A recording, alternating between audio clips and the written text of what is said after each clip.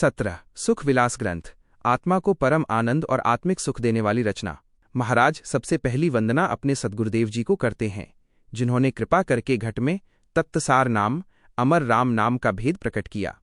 द्वितीय वंदना वे परमेश्वर राम जी को करते हैं, जिन्होंने घट में रोम रोम में प्रकट होकर सारे भ्रम, अज्ञान और विकारों को मिटा दिया।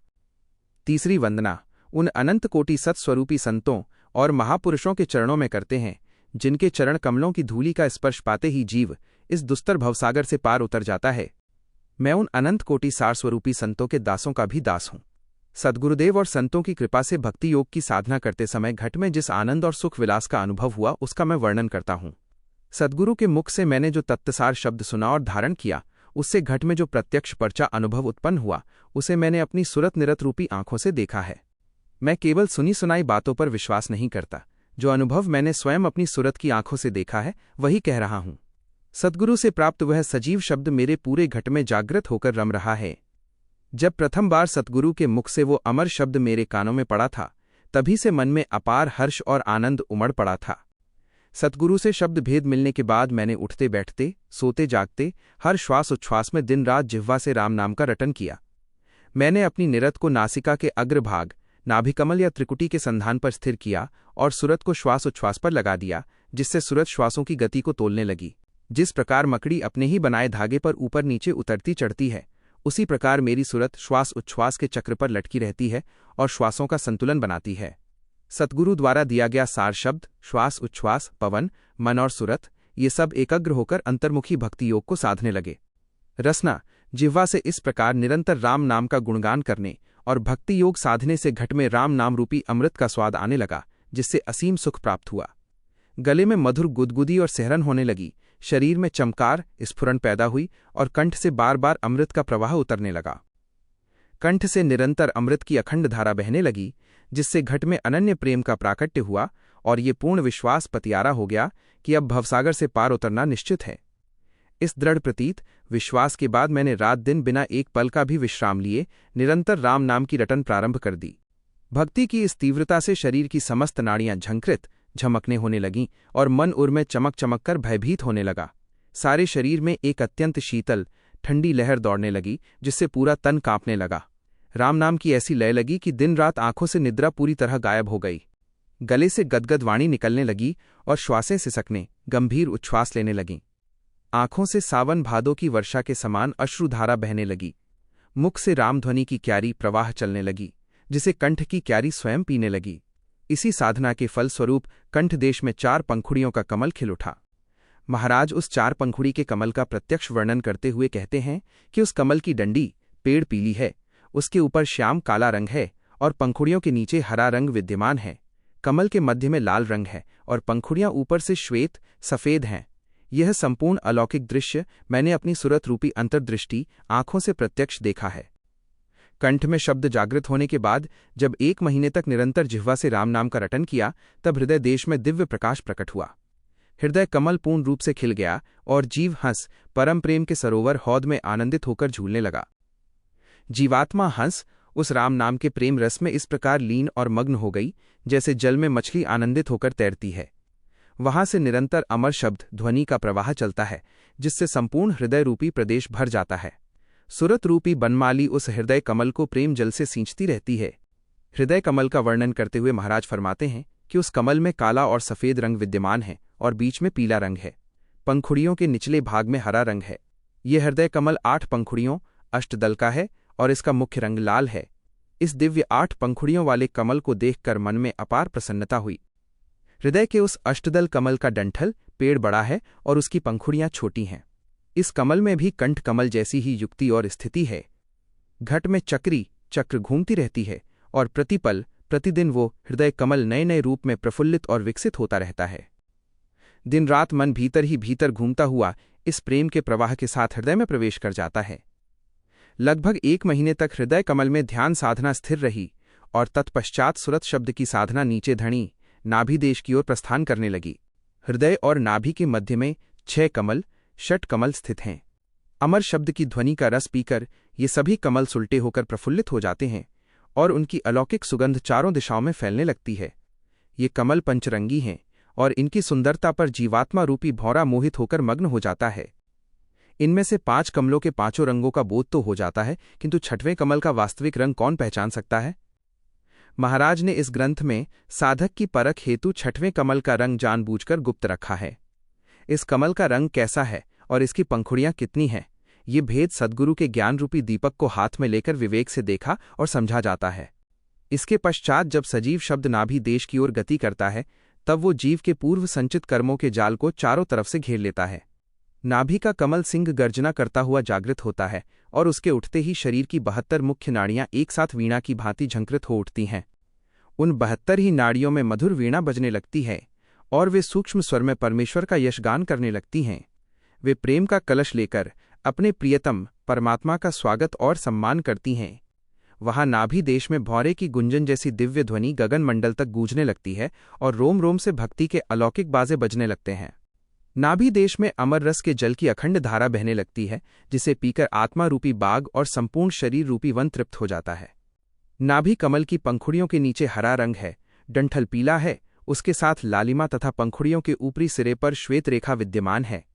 नाभि कमल के मध्य में श्याम रंग का भौरा गुंजन करता है और शरीर की समस्त 900 नाड़ियों में अलग अलग दिव्य झनकार उत्पन्न होती है।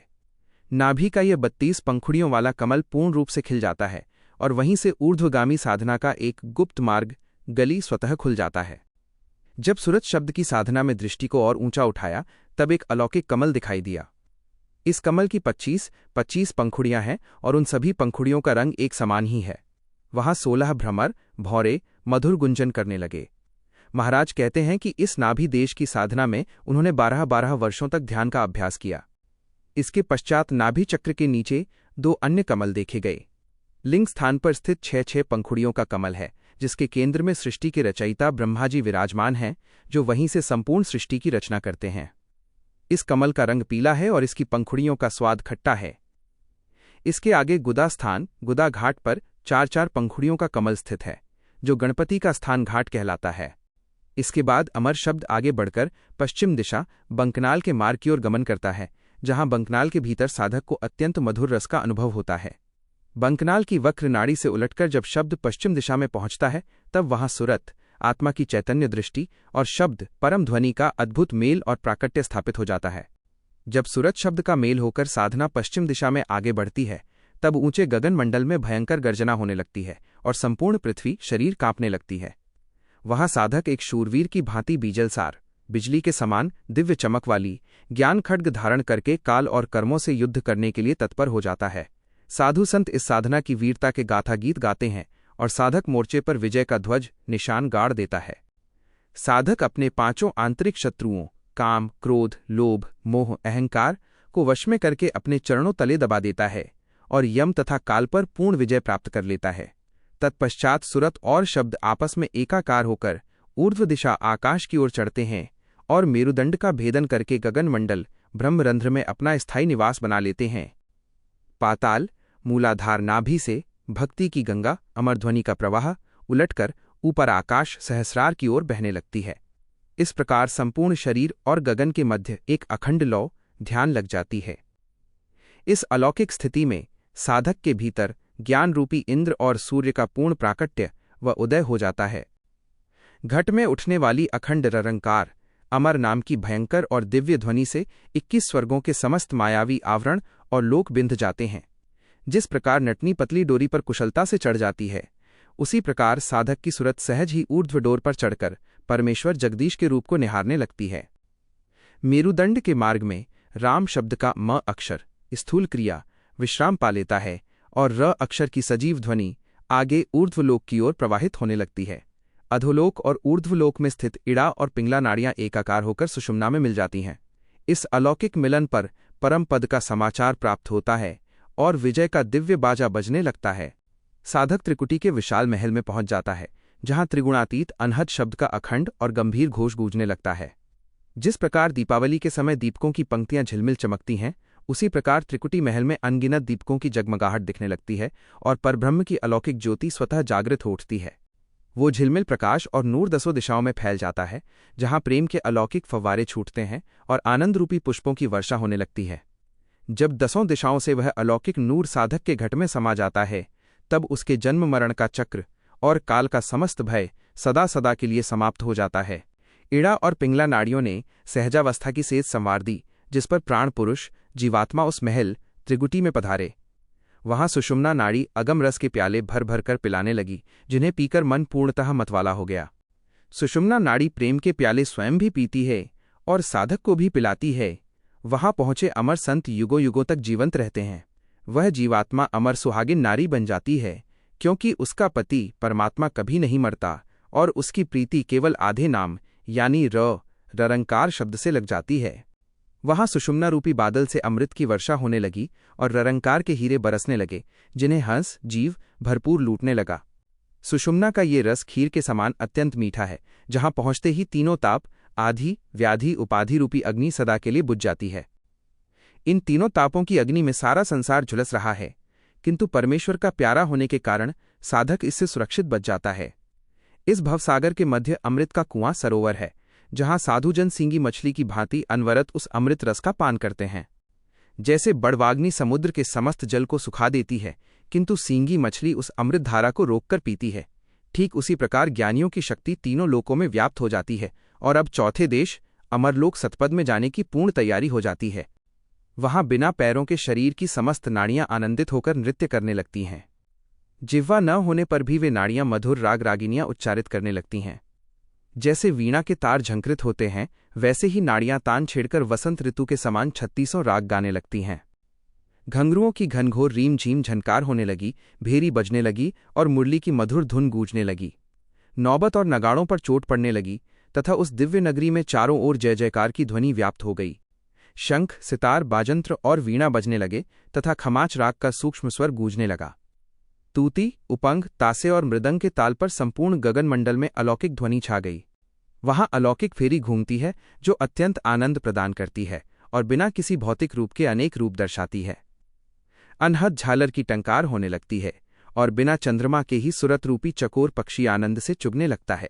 सुषुम्ना देश में घनघोर घटा घिराई, जहां बिना मेंढक के ही दादुर की ध्वनि होने लगी, चातक और मोर बोलने लगे तथा चकवा पक्षी अगम ज्ञान की कथा कहने लगा।